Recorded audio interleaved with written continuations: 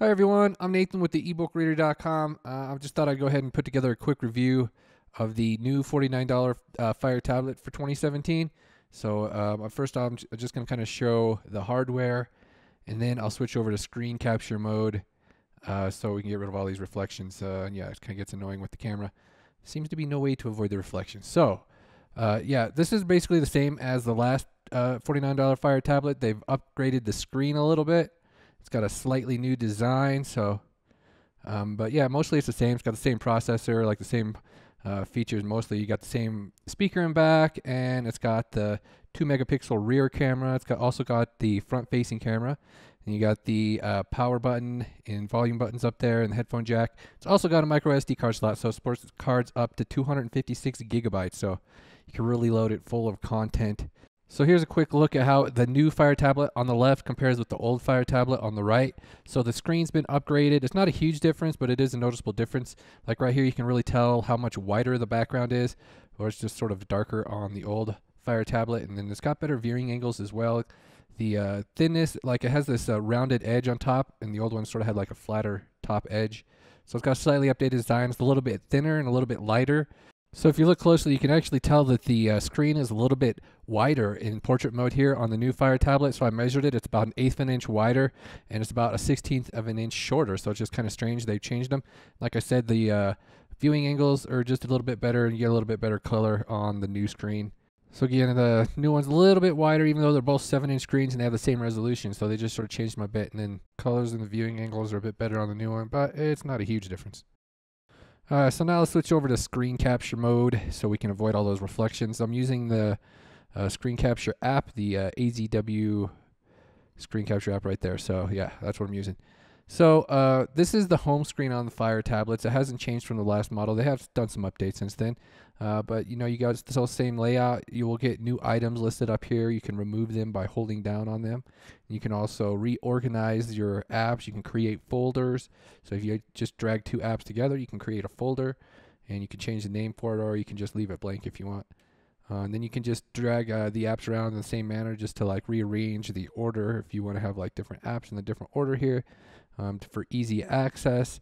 And then you've also got this list up here. You got the recent apps list over here. You can just jump to all your recent stuff and remove them and whatnot. So you've got that top menu bar on Fire tablets. You can access that way. You can just swipe from left to right to go to the different home screen views. You got all these different sections for books and videos.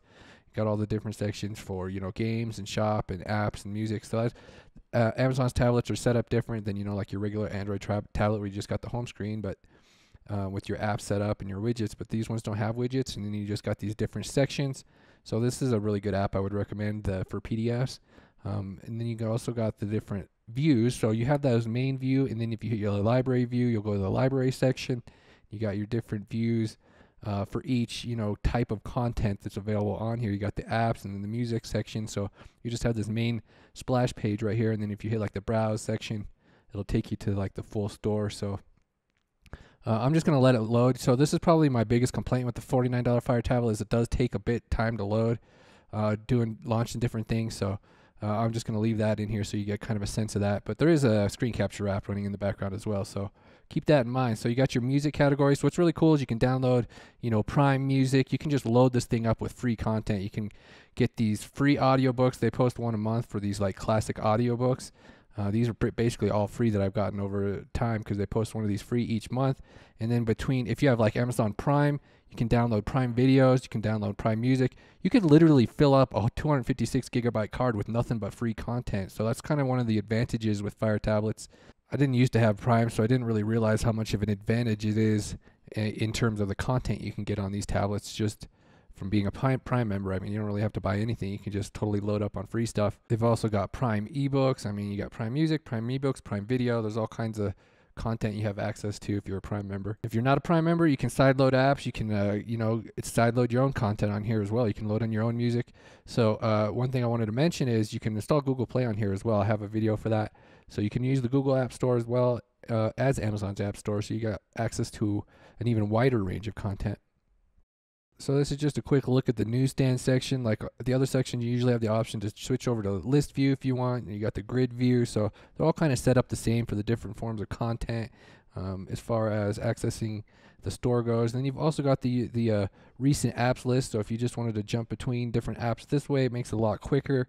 Let's go ahead and talk about the Silk browser. They got the Silk browser installed on here. It's better than it used to be. They've got some more features going with it now. This is this article I posted recently comparing the new Fire with the old Fire. I really like using the Chrome browser myself, and you can install it on here and it works. But one of the cool advantages with the Silk browser is this has this reading view option up here in the menu bar. So you switch over to reader mode, and then it'll just give you like a clean page to read the content that way. And then you can control the text. You can control the background color just like it were an ebook. So if you want to come up in here and we check out the reader view settings, and then we can, you can customize the text, the background color. You can change the font type, so it makes it more like an ebook. So that's definitely an advantage for web reading. You got a good amount of font sizes here. You can just fill the screen if you want. So that's definitely a huge advantage over the Chrome browser if you like doing web reading, because it makes it a lot more convenient, especially with a lot of websites have really annoying ads these days. So I try to keep mine to a minimum because, I don't really like those ones that are always popping up and being really annoying. But you got the different options over here. You got your download section. Got the private viewing. So let's go ahead and talk about the ebook app really quickly. They have the blue shade feature. So this is the blue shade that kind of changes the color of the screen to eliminate blue light at night if that's a problem for you. So you can go in here, kind of customize the setting, how what color you want. Got this little dial right here. It kind of goes from a reddish to an orangish color. So you've got some different options there. You can also install different apps to do this separately, but this app, it will work, and you can also set it to set up automatically to work. So that's definitely something that some people like to have. So I always just kind of like the regular color because it's kind of weird with orange, but this is how it is at the far end of the spectrum. I guess we started there. So let's go ahead and turn this off. So it's not really much difference than using like the background colors that it comes with. So like if you go in and you have the different themes, the different color backgrounds, like the black background.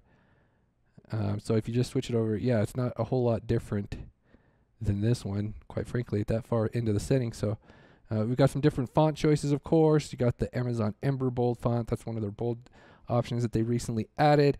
I'm going to go back to white here, just makes it a little bit easier. All right, so you got the different font sizes as usual. It's just the regular Kindle app. I'm not going to go into detail into this video. It'll be like 50 minutes long.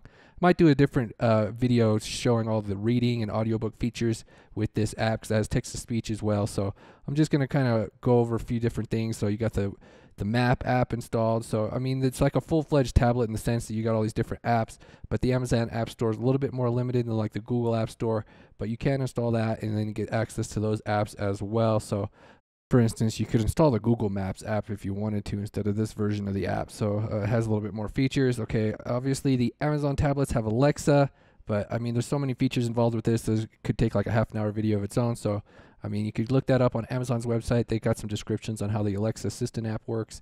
All right, so I'm going to go ahead and wrap up this video right here. I know it's not like that in depth, but it's like, where do you stop with the tablet? There's like 50 million different features, so I don't want this video to be 40 minutes long. I'm probably going to post up some follow-up reviews. If you guys have any suggestions, feel free to leave a comment. So I also got the Fire HD 8, and I'll be posting a review of it as well. I already posted a comparison with these two.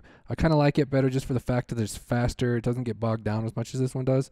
But, it's not a huge difference. For $49, it's hard to complain about this tablet. You can do a ton of stuff. I'm going to go ahead and wrap up this video. Thank you guys for watching. You guys have a good day.